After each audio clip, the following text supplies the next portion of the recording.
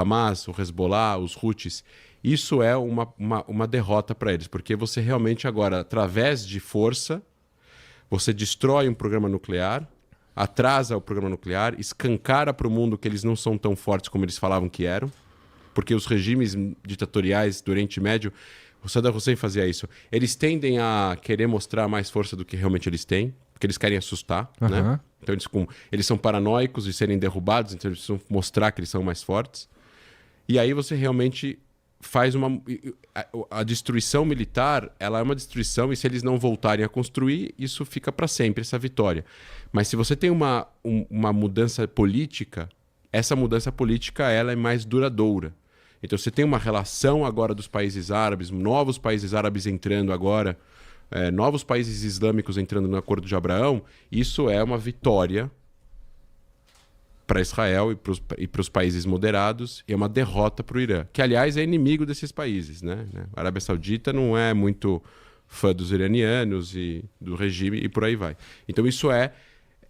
A pergunta agora é como vai ser feita essa verificação, porque o acordo de cessar-fogo não tem um documento. Não é que nem no Líbano, no ano passado, que teve um acordo, mas esse acordo está chancelado pelos Estados Unidos, pela França e pelo exército libanês e pela ONU, aonde tem uma série de parágrafos lá dizendo o Hezbollah não pode descer do rio Litani, não pode transferir armas, tem que ter o exército de Israel vai ocupar 5 pontos do Líbano até transferir para o exército libanês vai ter que desarmar as milícias, começando pelas palestinas, terminando pelo Hezbollah. Está tudo escrito e dá também a prerrogativa para Israel agir em legítima defesa e em ataques preventivos, caso ele entenda que há violação do Hezbollah, claro, conversando com os Estados Unidos, a França, que no primeiro acordo de 2006 não tinha, quando encerrou a guerra em 2006. Então, se fosse... E a diferença disso para o Irã é que é diferente. O Hezbollah não é dono do país, o Líbano é um país soberano, então aqui a gente está falando do regime iraniano, aqui a gente está falando de um grupo terrorista que controlava parte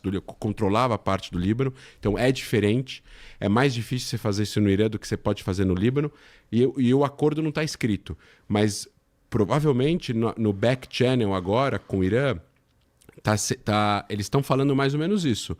Vocês não vão voltar a enriquecer urânio, vocês não vão voltar a fazer esse programa de mísseis balísticos, senão vai voltar a acontecer um ataque. Aí sim, um ataque que pode derrubar o regime. Então, se vocês querem manter o regime precisa cancelar esses 2 projetos. Eu acho que é mais ou menos isso que eles devem estar falando para os iranianos. E aí o Irã tem que tentar falar sim para eles e, ao mesmo tempo, manter uma moral. Muito complicado, até porque, assim, pelo menos as informações que chegaram até mim, o regime iraniano lá, o jeito que está acontecendo, assim, o modelo político lá, ele não é exatamente apoiado de forma unânime tem uma galera que quer que volte lá quem estava antes, né? Antes da... Não quer que volte o filho, hoje é o filho do Reza Pahlavi, que também é Pahlavi, ele já obviamente ele se considera o príncipe herdeiro, como uma liderança de representatividade do então Império Persa e tudo mais. Ele diz nas mensagens dele que ele quer unificar e fazer uma democracia, ou seja, ele vai ser rei que nem a Inglaterra, é um rei que não tem poder nenhum. Ele está no exílio há muito tempo. Tem muita gente, principalmente a diáspora iraniana, que são milhões de pessoas fora do Irã, que fugiram por causa da Revolução, são a favor, obviamente, do regime cair e de existir lá uma democracia. E, eventualmente, uma figura que poderia unificar isso seria ele, mas também pode ser outra pessoa dentro do Irã. Você tem muitas figuras iranianas que estão fora do Irã, que são intelectuais e que são pessoas anti-regime que poderiam fazer isso. E tem gente da linha dura, religiosos fundamentalistas no Irã, que são a favor do regime. Entendi. Não dá para saber qual é a maioria. Eu acho que a maioria é anti-regime. Eu também. Porque estamos falando de 100 milhões de pessoas. Mas não é como se eu soubesse também. Porque assim, a maioria das informações que chegam do lado de lá para cá, elas chegam um pouco... Virou aqui no Brasil, pelo menos, uma guerra política que as pessoas começam a identificar, por exemplo, ou a fazer associações com a polarização que a gente vive aqui. Então, se você defende Israel, você, obviamente, é de direita. E se você tá contra Israel, então você, obviamente, é de esquerda. E aí isso meio que chega traduzido de uma forma muito esquisita, dependendo de quem tá te passando a mensagem. O que, geralmente, eu não vou dizer sempre, mas assim, em boa medida, tá descolado dos fatos, né? Do que a gente pode chamar de verdade, né? Do que realmente está acontecendo. Então, assim, para mim fica um pouco... É importante, inclusive, conversar com outros caras que estão mais inteirados, sabendo do que está acontecendo lá para valer, porque é muito difícil entender o que é fato e o que não é de verdade. E assim, várias coisas que você falou aí nesse começo, por exemplo, uma delas é o lance do Hamas e de uma resolução do conflito que tem Israel, faixa de Gaza e tudo mais, que tem a ver com como o Hamas está um pouco mais para cima ali com o Hezbollah. Isso, com o Hezbollah. Cara, o problema é que o Hamas e esses outros grupos terroristas aí, eles funcionam como ideia, no fim das contas, e a menos que haja uma melhora significativa, isso aqui eu tô chutando, uma melhora significativa na vida das pessoas, continuará sendo uma ideia um tanto sedutora, não é? Então, isso parece um conflito, assim, muito difícil, assim, cara, para não dizer impossível, muito difícil de resolver, especialmente porque a gente sabe que tem no Estatuto do Hamas que é preciso que não exista mais o Estado de Israel. Eles tá lá dizendo que o objetivo é destruir o Estado de Israel. E né? é escrito também que a luta contra os judeus é muito séria. Contra os judeus. Então, como assim, essa paz, ela é muito complicada, porque para, no fim, esmagar ou diminuir e tirar a força do Hamas como ideia, suponho que precisa que haja uma melhora muito significativa na vida das pessoas para que pare de ser algo sedutor, não é?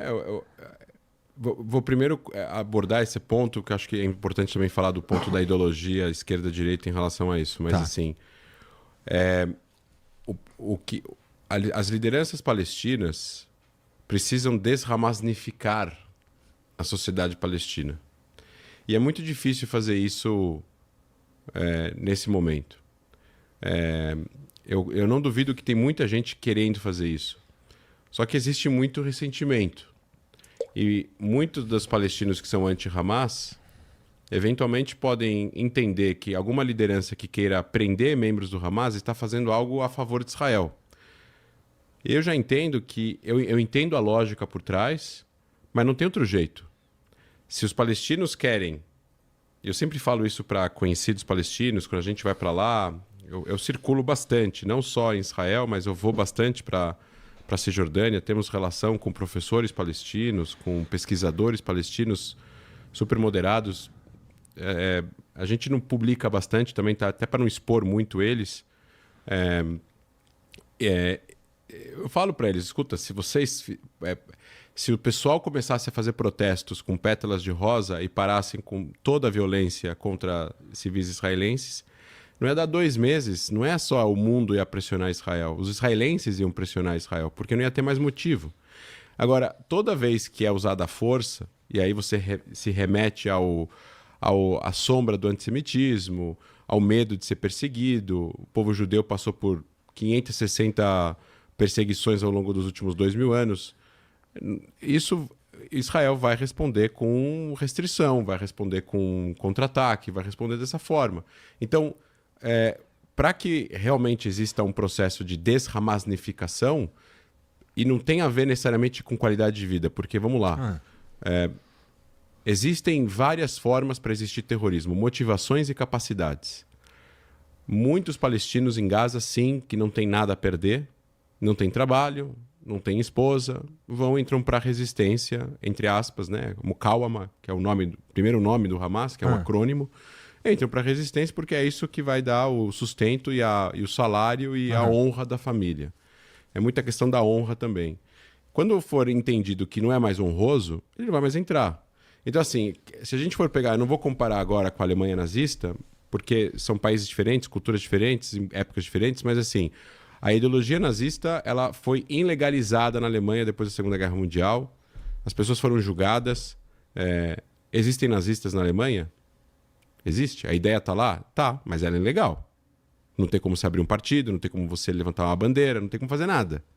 Porque é uma ideologia que levou a Alemanha para uma guerra, morreram milhões de pessoas, é crime atrás de crime contra a humanidade, etc., holocausto, etc. e tal. Então, agora, para existir essa maturidade política, demora um tempo.